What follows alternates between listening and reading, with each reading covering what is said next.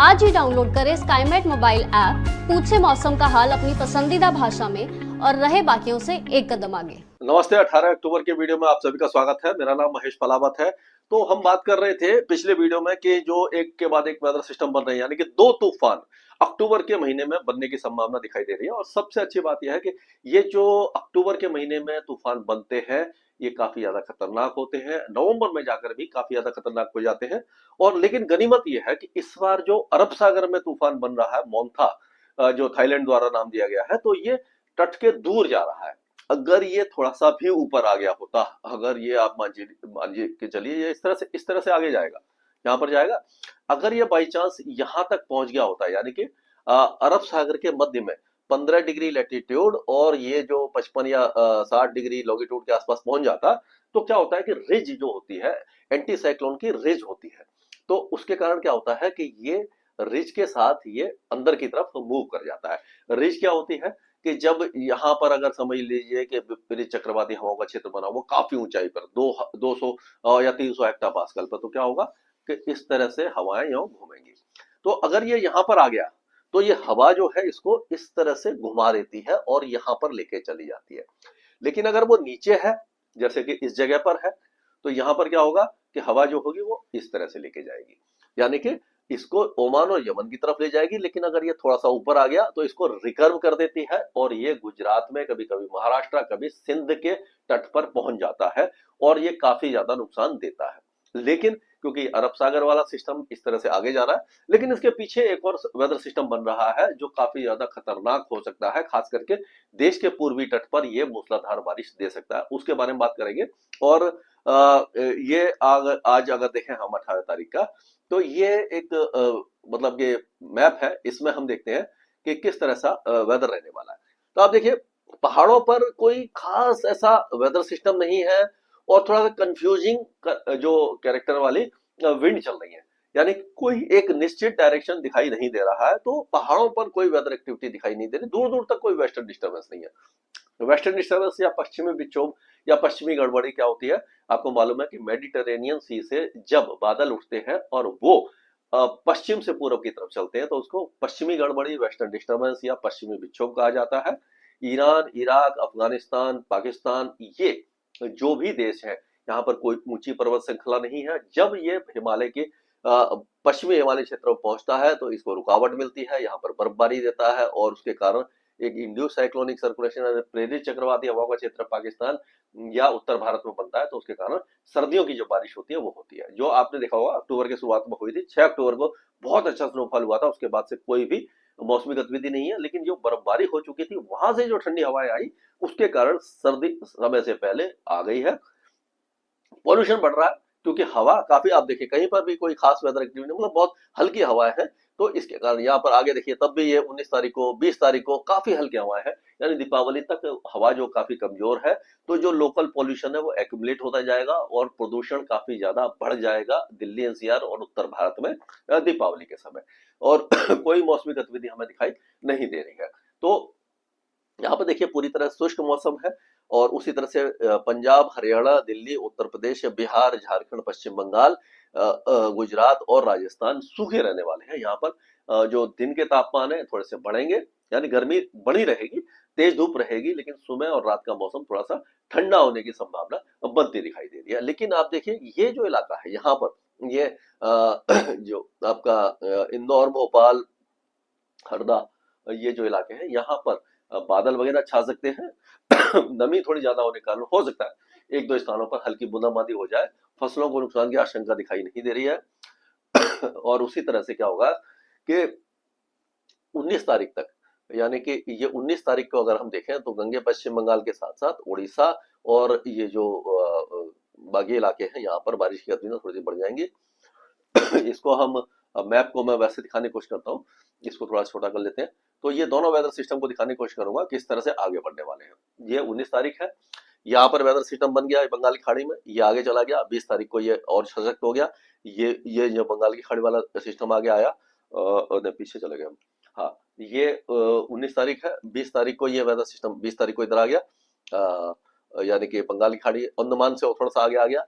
ये 20 तारीख को और दूर चला गया, 21 तारीख को ये और ज्यादा दूर चला गया अरब सागर वाला, और ये जो अंडमान से और अंदर की तरफ आने लगा, ट्रफ आ गई ये चेन्नई के आसपास तक।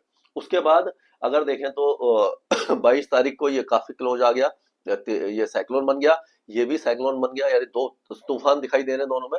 और 23 तारीख या 24 तारीख तक ये तट के आसपास पहुंच जाएगा, टकरा जाएगा और ये काफी दूर चला जाएगा। यानी इस तरह के दो वेदर सिस्टम आपको बनते दिखाई देंगे। अगर हम एक एक राज्य की बारे में बात करते हैं तो जम्मू कश्मीर, गिलगित बाल्टिस्तान, मुजफ्फराबाद और लद्दाख, यहाँ पर कोई भी मौसमी गतिविधि आपको कम से कम दीपावली तक दिखाई नहीं देगी। मौसम पूरी तरह साफ रहेगा, तेज धूप रहेगी, दिन में मौसम सुहावना रहेगा, आप जा सकते हैं, एंजॉय कर सकते हैं।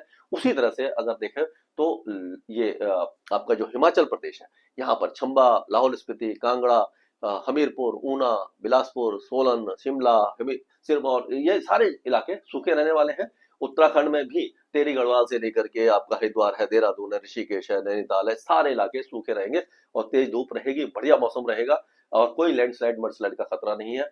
पंजाब में जो हवा है उत्तर दिशा से, उत्तर पश्चिम दिशा से चलेंगी, हल्की चलेंगी, लेकिन मिनिमम टेम्परेचर काफी ज्यादा कम रहेगा। सुबह रात की सर्दी रहेगी, दिन में सुहावना मौसम रहेगा। और हरियाणा और दिल्ली में भी जो टेम्परेचर है वो 31-32 के आसपास मैक्सिमम टेम्परेचर रहेगा और 18 से 20 के बीच में मिनिमम टेम्परेचर रहेगा। पॉल्यूशन बढ़ सकता है क्योंकि हवा कमजोर है, तो ये थोड़ा सा यहाँ पर सांस लेने में दिक्कत की सामना करना पड़ सकता है। उत्तर प्रदेश में आपको पूरे मेरठ, मुजफ्फरनगर, सहारनपुर से लेकर के या सोनभद्र, मिर्जापुर, चंदौली और ये मऊ, गाजीपुर, बलिया, गोरखपुर से लेकर के ललितपुर, झांसी, सारे इलाके, लखनऊ, कानपुर, उन्नाव, सभी इलाके सूखे रहेंगे।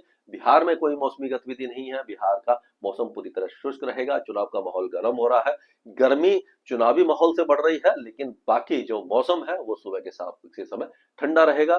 झारखंड में कोई मौसमी गतिविधि आपको दिखाई नहीं देगी, लेकिन गंगे पश्चिम बंगाल में 2 दिनों के बाद 24 परगना, मेदिनीपुर और ये हुगली, हावड़ा, कलकत्ता, यहाँ पर हल्की बारिश की संभावना दिखाई दे रही है।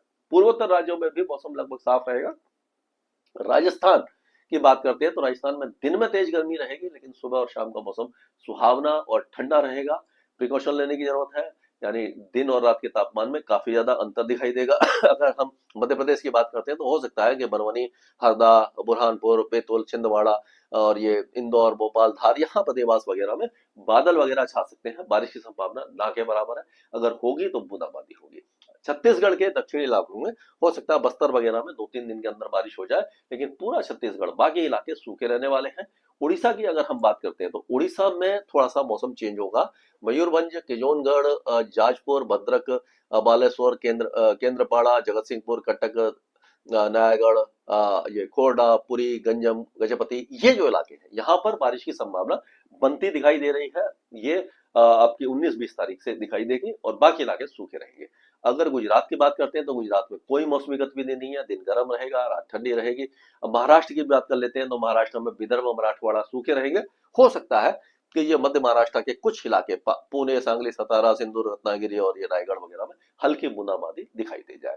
तेलंगाना में बहुत ज्यादा वेदर एक्टिविटी दिखाई नहीं दे रही है, लेकिन तेलंगाना के कई इलाके, खास करके दक्षिणी हैदराबाद और उसके नीचे के इलाके बारिश देखेंगे। पूर्वी इलाकों में भी हल्की से मध्यम बारिश रहेगी। आंध्र प्रदेश के उत्तरी इलाके सूखे रहेंगे, लेकिन कृष्णा, गुंटूर, प्रकाशम, कुर्नूल, अनंतपुर, कोडप्पा, नेल्लोर, चित्तूर, ये जो इलाके यहाँ पर अच्छी बारिश की संभावना दिखाई दे रही है। 23 तारीख को यहाँ पर भारी से अति भारी बारिश की संभावना दक्षिण इलाकों में है। तूफान यहाँ पर आ सकता है, टकरा सकता है। अगर कर्नाटक की बात करते हैं तो कोस्टल कर्नाटका के साथ दक्षिणी कर्नाटका में बारिश होगी। उत्तरी कर्नाटका सूखा रहेगा। उसी तरह से केरल के कई इलाके तेज बारिश देखेंगे। लक्षद्वीप में भारी से अति भारी बारिश होगी अगले 2 दिनों के दौरान। तमिलनाडु में लगातार बारिश की गतिविधियां रहेंगी। 22 तारीख से जो आंध्र प्रदेश और तमिलनाडु के तट है यहाँ पर सी कंडीशन रफ हो जाएंगी, तेज हवाएं चलेंगी, समुद्र में ऊंची लहरें उठेंगी। 23 और 24 तारीख को तूफान यहाँ पर टकरा सकता है और उस समय खतरा काफी ज्यादा बढ़ जाएगा। उसके बारे में हम लगातार आपको अपडेट देते रहेंगे।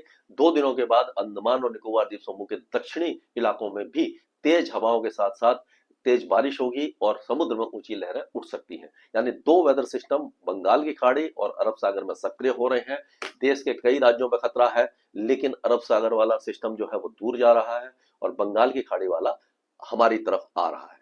तो इन दोनों पर हम नजर रखे रहेंगे और आपको लगातार इसका अपडेट देते रहेंगे। स्काईमेट वेदर में अभी के लिए इतना ही। मौसम से जुड़ी सटीक जानकारी और खबरों के लिए हमारे YouTube चैनल को सब्सक्राइब करें और बेल आइकन दबाकर हर खबर पर रखें नजर।